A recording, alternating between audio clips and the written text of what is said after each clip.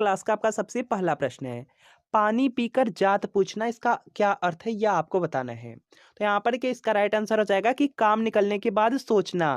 तो यहाँ पर आपका ऑप्शन नंबर सी बिल्कुल राइट आंसर होगा। इसके बाद देखिए यहाँ पर आपका अगला प्रश्न दिया गया है, वाक्यों का वर्गीकरण मुख्यतः कितने प्रकार से होता है। तो इसका देखिए आपको यहाँ पे सही जवाब बताना है। वाक्यों का देखिए वर्गीकरण दिया गया है, तो ये देखिए दो प्रकार से होता है।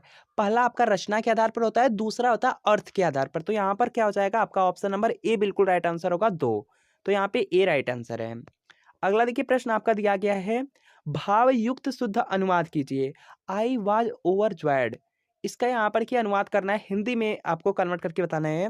तो यहाँ पर देखिए इसका राइट आंसर हो जाएगा कि मेरा दिल बाग बाग हो गया। तो यहाँ पे सी वाला आपका बिल्कुल राइट आंसर होगा। इसके बाद देखिए यहाँ पर नेक्स्ट प्रश्न आपका दिया गया है, पावन का संधि विच्छेद होगा। तो इसका देखिए आपको यहाँ पे सही जवाब बताना है। ध्यान दीजिएगा यहाँ पर लिखा गया पावन, तो पावन शब्द का जो संधि विच्छेद होता है पौधन अन होता है। तो यहाँ पे सी आपका राइट आंसर होगा।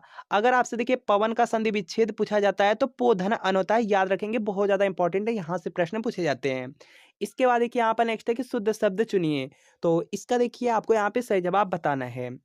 तो यहाँ पर देखेंगे आपका, देखिए दिया गया शुद्ध शब्द आपको बताना है। तो यहाँ पे बड़ा सा में यहाँ पे योजक चिन्ह होता है, तो सिर्फ आपका सी वाला आपका राइट आंसर होगा। इसके अलावा सभी आपके एक साथ रहते हैं। तो सी वाला आपका राइट आंसर होगा, इसमें सिर्फ योजक चिन्ह लगते हैं। इसके बाद देखिए यहाँ पर नेक्स्ट है कि इलाहाबाद में बोली जाने वाली बोली है। तो इसका देखिए आपको यहाँ पे सही जवाब बताना है। इलाहाबाद में अवधी बोली बोली जाती है। तो यहाँ पर आपको ऑप्शन नंबर बी बिल्कुल राइट आंसर होगा। अगला देखिए प्रश्न आपका दिया गया है, अय के उच्चारण स्थान का नाम है। तो इसका देखिए आपको यहाँ पे सही जवाब बताना है। देखिए जो अय यहाँ पे वर्ड है, इसका जो उच्चारण स्थान है कंठ और तालु है। तो यहाँ पर हो जाएगा आपका कंठ तालव्य। तो यहाँ पे डी वाला आपका बिल्कुल राइट आंसर होगा। अगला देखिए प्रश्न आपका दिया गया है कि उड्डयन का संधि विच्छेद होगा। तो इसका देखिए आपको यहाँ पे सही जवाब बताना है। तो यहाँ पर देखिए इसका राइट आंसर हो जाएगा उत्धंडयन। इसमें देखिए आपकी व्यंजन संधि है, यहाँ पर देखिए त का ड हो जा रहा है। तो यहाँ पर क्या होगा, आपका ऑप्शन नंबर ए बिल्कुल राइट आंसर होगा। इसके बाद देखिए यहाँ पर नेक्स्ट है कि चूरन किस प्रकार का शब्द है। तो इसका देखिए आपको यहाँ पे सही जवाब बताना है।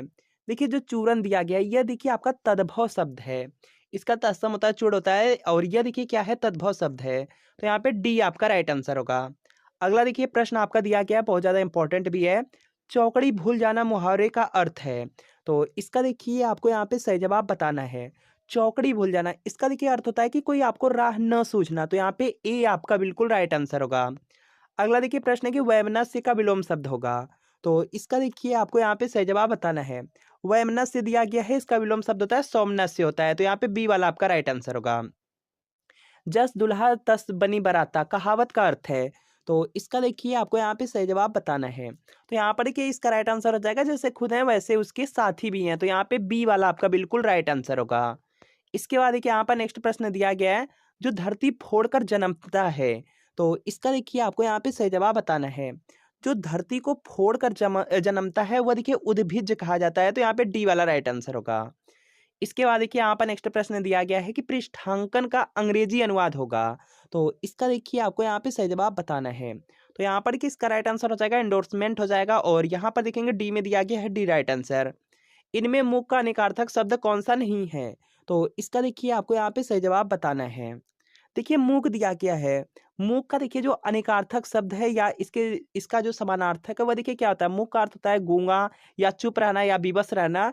कौन सा इसमें नहीं है पूछा गया है, तो शांत नहीं होगा। तो यहाँ पे आपका सी वाला राइट आंसर होगा। इसके बाद देखिए यहाँ पर नेक्स्ट प्रश्न आपका दिया गया है, राम की गाय चरती है वाक्य में कौन सा कारक है। तो इसका देखिए आपको यहाँ पे सही जवाब बताना है। तो यहाँ पर देखेंगे इसका जो राइट आंसर है यह देखिए हो जाएगा आपका यहाँ से। यहाँ पर देखिए क्या लगा है, की लगा है, राम की गाय चरती है, काकी के जब भी लगता है वहां पर देखिए संबंध कारक होता है। तो यहाँ पे सी वाला आपका बिल्कुल राइट आंसर होगा। कर्ता के लिए यहाँ पर देखिए ने होता है, कर्म को होता है, और करण से के द्वारा होता है, संप्रदान के लिए होता है, और अपादान से अलग होना, और अधिकरण में आपका होता है आपका यहाँ पे में पर होता है, संबंध में काकी के, याद रखेंगे, इंपॉर्टेंट है।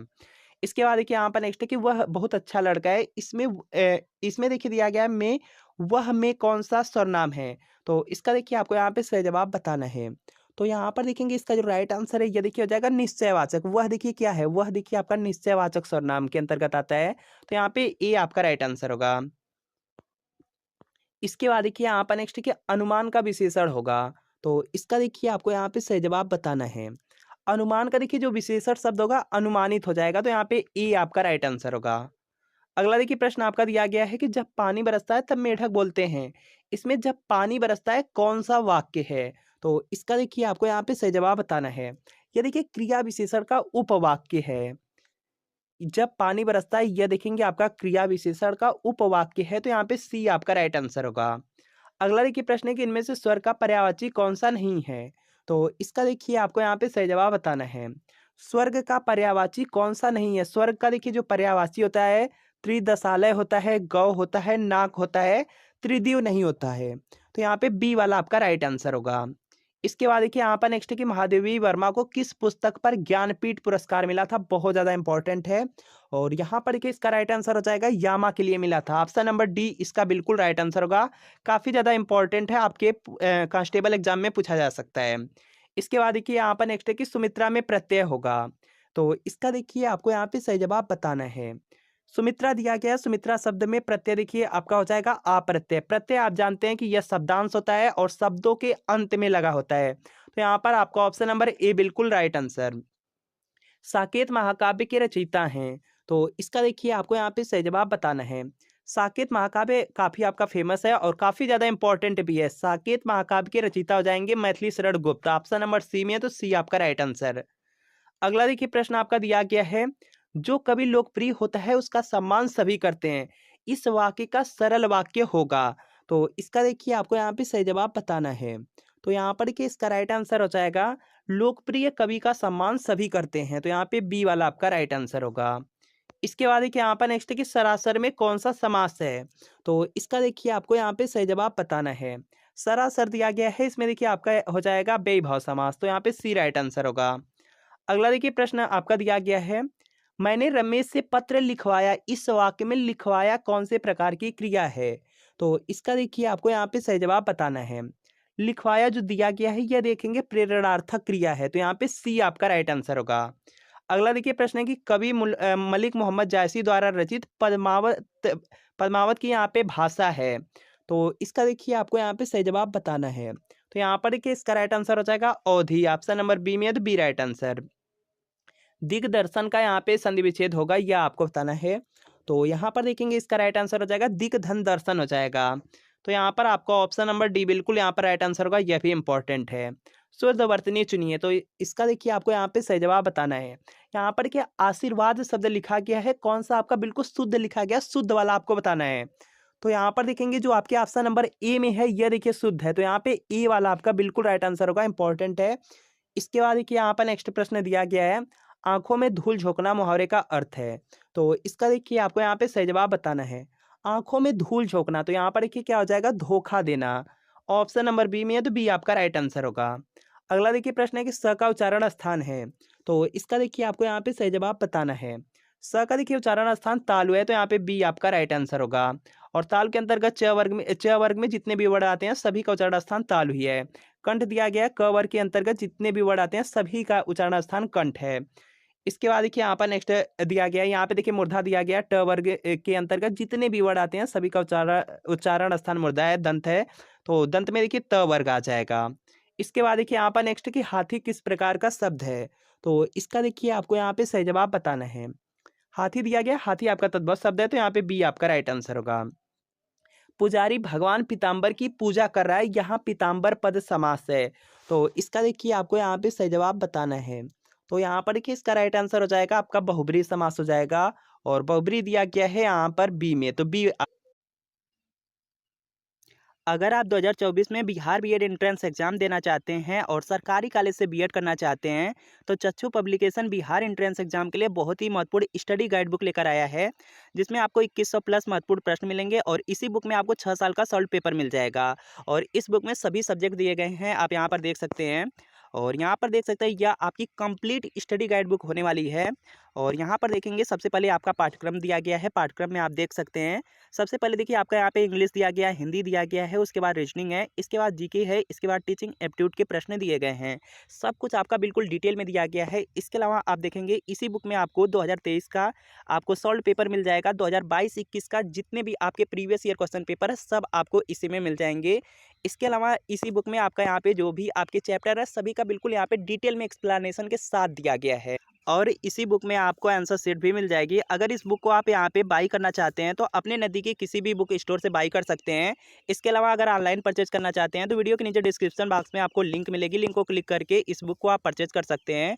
और बिहार बीएड एंट्रेंस एग्जाम के लिए स्टडी गाइड बुक के साथ देखेंगे यहाँ पे चच्चू पब्लिकेशन का प्रैक्टिस सेट भी आता है। प्रैक्टिस सेट को लेकर के आप अपनी तैयारी को और भी अच्छी कर सकते हैं। तो स्टडी गाइड बुक और यहाँ पे जो प्रैक्टिस सेट है इसको आप बाई जरूर कर लीजिए। कामायनी महाकाव्य के रचनाकार का नाम है, तो इसका देखिए आपको यहाँ पे सही जवाब बताना है। कामायनी महाकाव्य के रचनाकार का नाम जयशंकर प्रसाद है, तो यहाँ पे डी आपका राइट आंसर होगा, बहुत ज़्यादा इंपॉर्टेंट है। अगला देखिए प्रश्न आपका दिया गया असुरक्षित शब्द में कौन सा उपसर्ग है, तो इसका देखिए आपको यहाँ पे सही जवाब बताना है। इसमें देखेंगे दो दो उपसर्ग लगे हुए हैं, अ और सु दो लगे हुए हैं, तो यहाँ पे सी वाला आपका राइट आंसर होगा, इंपॉर्टेंट है। अगला देखिए प्रश्न है कि नीचे दिए गए शब्दों में कौन सा शब्द है जो अग्नि का पर्याय नहीं है, तो इसका देखिए आपको यहाँ पे सही जवाब बताना है। तो यहाँ पर देखेंगे देखिए अग्नि दिया गया, अग्नि का पर्याय कृषाणु होता है, हुतासन होता है, वहीन होता है और अनल होता है। अनल होता है लेकिन अनिल नहीं होता, तो यहाँ पे बी आपका राइट आंसर होगा। अनिल देखिए जो है ये हवा का पर्यायवाची है, समीर का पर्यायवाची है, वायु का पर्यायवाची है। इसके बाद देखिए यहाँ पर नेक्स्ट है आपका दिया गया है, यहाँ पर के चिन्ह दिया गया है और आपसे पूछा जा रहा है कि कोष्ठांकित विराम चिन्ह का नाम क्या है, तो इसका देखिए आपको यहाँ पे सही जवाब बताना है। यह देखिए आपका अर्ध विराम है, याद रखेंगे आपके ऑप्शन नंबर बी में है, तो बी आपका बिल्कुल यहाँ पर राइट आंसर हो जाएगा।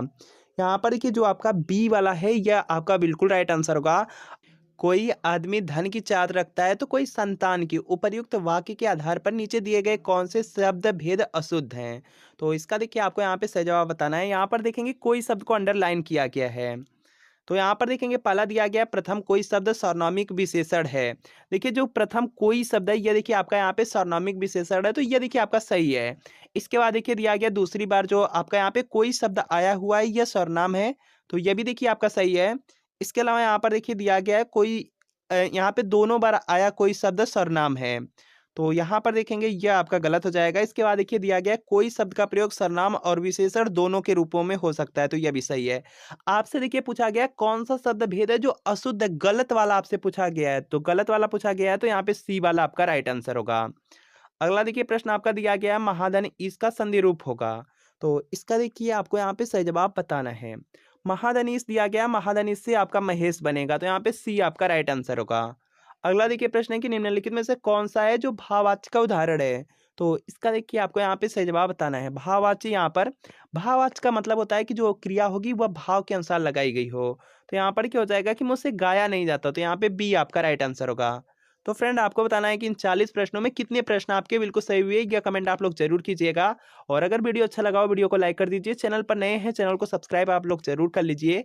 तो मिलते हैं फ्रेंड नेक्स्ट वीडियो में।